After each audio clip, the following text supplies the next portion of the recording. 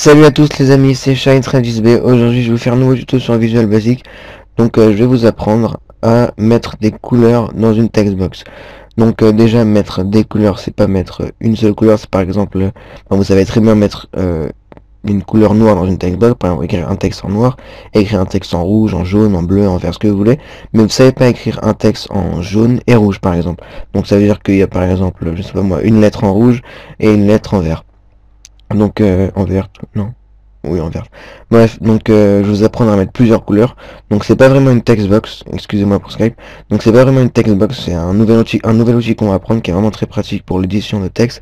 C'est la Rich Textbox. Donc je vais tout de suite vous montrer. Donc par exemple comme dans les chats, dans MSN avant. Donc, par exemple si je mets salut et je fais envoyer, donc voilà, il y a plusieurs couleurs. Donc il y a l'heure en vert, le nom d'utilisateur de l'ordinateur en rouge et le message marqué en noir. Donc on va mettre autre chose, par exemple ça va envoyer et ça marche. Donc toujours la même heure, l'heure pas la même.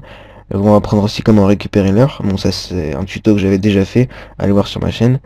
Donc comment récupérer l'heure, donc 20h11. Comment récupérer le nom d'utilisateur, ça c'est très simple, je vais vous montrer comment faire, et le message.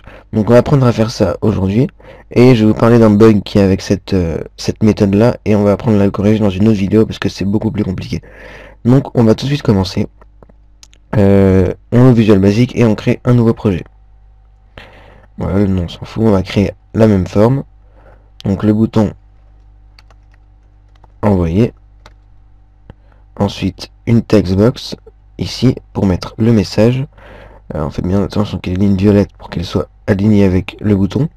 Et là, au lieu de rajouter une grande textbox et de mettre multiline activée pour qu'elle soit grande, on va rajouter un nouvel outil, parce qu'on peut le faire, on peut faire cette méthode qu'avec un outil qui s'appelle Which Textbox, qui est ici.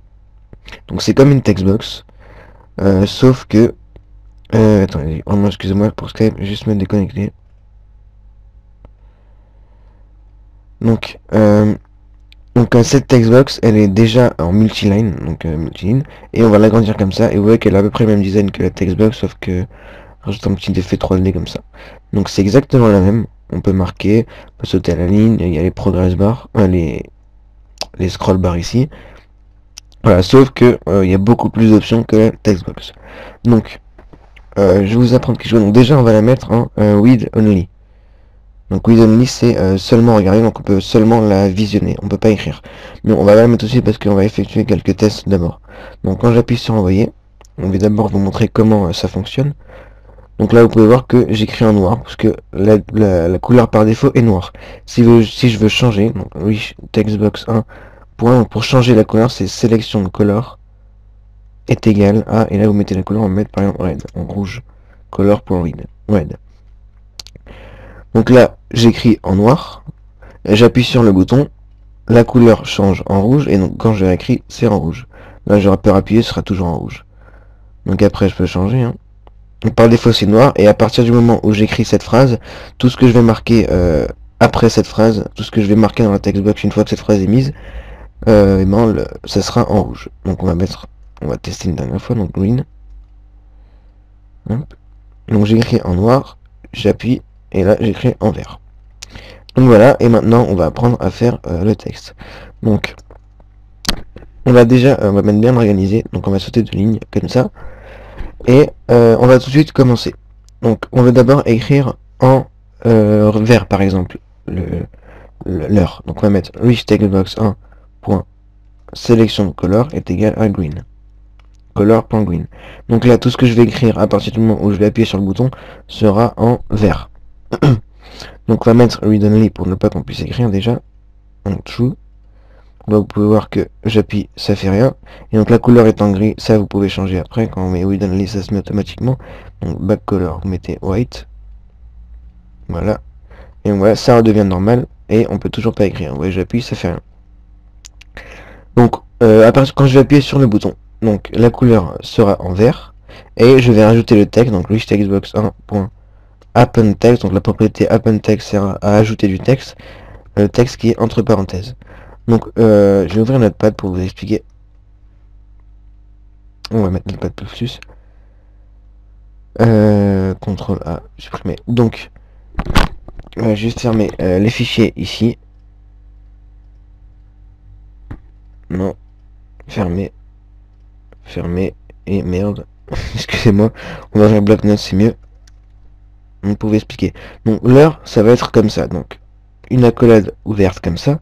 Ensuite l'heure, par exemple midi 58 et je sais pas moi 54 secondes. Et une accolade fermée. Donc ça va être en fait le code entre guillemets l'accolade et donc l'heure et les guillemets entre l'accolade fermée. Donc voilà comment ce sera. Ne surtout pas oublier les et, hein, c'est comme ça dans le Visual Basic, il faut faire comme ça. Donc on va faire ça. On va mettre WishTimeBlock1.AppendText, donc on va mettre l'accolade ouverte, on ferme les guillemets, et là on va mettre l'heure. Donc pour l'heure c'est, comme je l'avais dit dans le tuto, donc pour ceux qui n'ont pas regardé, allez regarder sur ma chaîne, il y a un tuto pour savoir comment récupérer l'heure. Donc dans le tuto c'est date.now. Alors attendez, j'ai un tout petit trou. To long time. Donc to short time, c'est pour avoir l'heure avec les minutes et l'heure et les minutes, et to long, donc long time, c'est pour avoir les heures, les minutes et les secondes.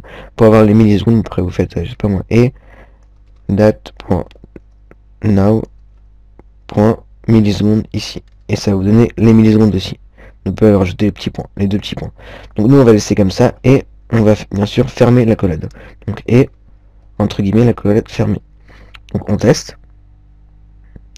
Donc moi sans le message on s'en fout, parce on n'a rien lié avec le message ici. Donc on appuie sur envoyer. Et l'heure s'écrit en vert entre accolades, puisque le logiciel va mettre la couleur de la textbox en vert et va écrire la date. Ensuite on va sauter une ligne et on va écrire le nom d'utilisateur.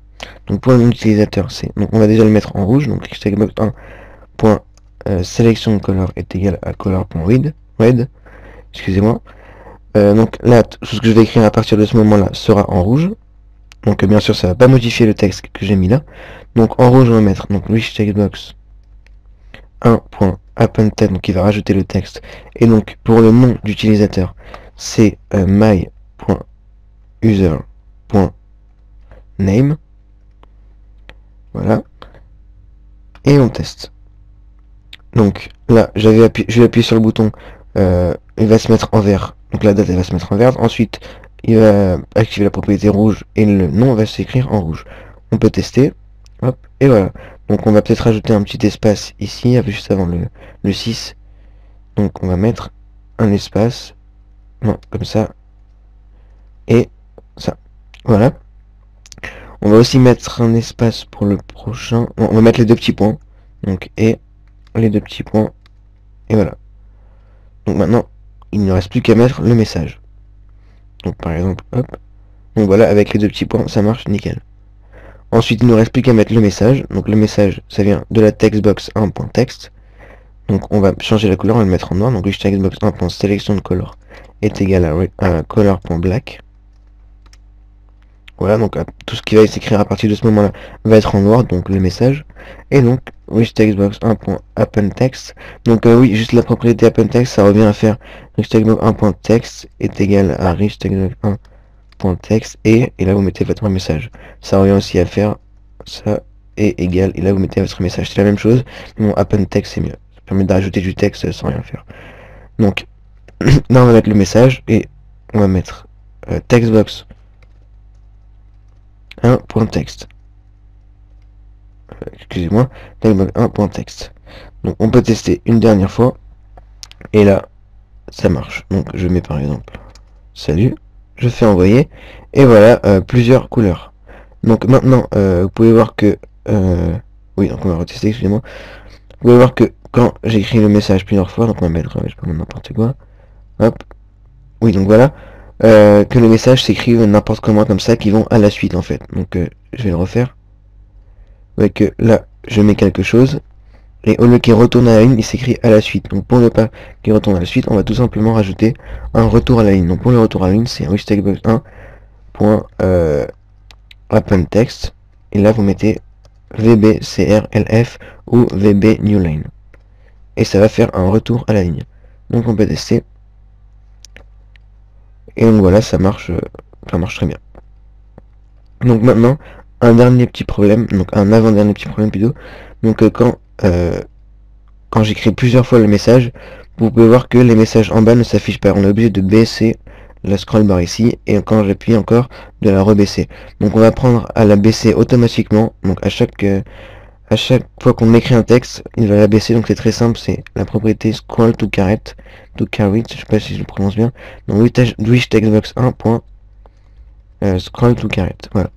Et donc avec cette propriété, la scroll bar va se mettre toujours en bas. Donc on peut même le vérifier, hein. Donc scroll to caret, faire défiler le contenu du contrôle vers la position indiquée par le signe d'insertion. On s'en fout, mais en tout cas, ça le met en bas, c'est le plus important. Donc on peut tester. Là je mets pas de message, on s'en fout.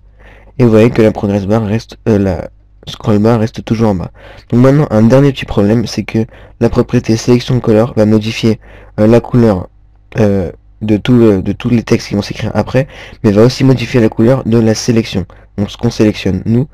Donc c'est-à-dire que si je mets un texte et je sélectionne tout ça par exemple, et que je rappuie, il modifie aussi cette couleur, donc en vert. Et nous, on veut pas qu'il puisse modifier cette couleur. Donc cette méthode, c'est très dur à remédier à ça. Donc c'est soit vous empêchez de cliquer, de faire en sorte qu'on puisse cliquer sur la riche textbox, soit vous me demandez et je fais un autre tuto qui va être beaucoup plus compliqué. C'est-à-dire qu'en fait, il va écrire l'heure, donc en couleur normale, en noir. Il va ensuite, donc attendez, je vais juste remettre bien. Donc en fait, il va écrire l'heure en couleur noire normalement. Je vais mettre avec un message. Il va écrire l'heure en couleur noire normalement. Ensuite, il va la sélectionner, donc du caractère 0 au caractère un numéro je sais pas combien. Il va récupérer le caractère aussi. Il va le mettre en noir. Ensuite, pareil pour le nom d'utilisateur. Il va récupérer le nombre de caractères du nom d'utilisateur. Il va faire Enfin, c'est très compliqué. Mais bon, si vous voulez que je fasse le tuto, demandez-moi et je le fais. Donc là, vous pouvez voir que ça marche et je fais n'importe quoi puisque je sélectionne ça le met en noir, etc. Donc voilà. Donc maintenant, pour empêcher qu'on puisse sélectionner, donc vous faites par exemple qu'à chaque fois qu'on clique dessus, le focus vient dans la textbox. Donc vous allez cliquer, double-cliquer ici, vous allez dans l'événement clic, non, dans l'événement clic de, pas dans le text engine, dans l'événement clic de la rich textbox, cliquez ici et vous mettez le focus vers le textbox 1. Donc textbox 1.text. Mais bon, ça risque de non, focus, pardon. Bon, ça risque de pas fonctionner parce qu'il faut rajouter plusieurs autres propriétés. Si vous voulez un tuto aussi là-dessus, demandez-moi et je le fais en 2 secondes. Donc voilà, quand je clique, vous voyez que le focus vient ici directement, mais bon, je sais pas si ça va marcher. Hop, peut-être que quand je fais ça, ouais, vous voyez que ça marche pas. Il faut rajouter plusieurs événements qu'on puisse pas du tout cliquer dessus. Donc voilà, c'était un petit tuto pour savoir comment écrire avec des couleurs, avec plusieurs couleurs en même temps dans une rich textbox. Donc ça marche pas avec le textbox, hein. La textbox, il n'y a pas cette propriété de selection color. Donc voilà, c'était Shine1310B et on se retrouve plus tard pour un nouveau tuto. Salut!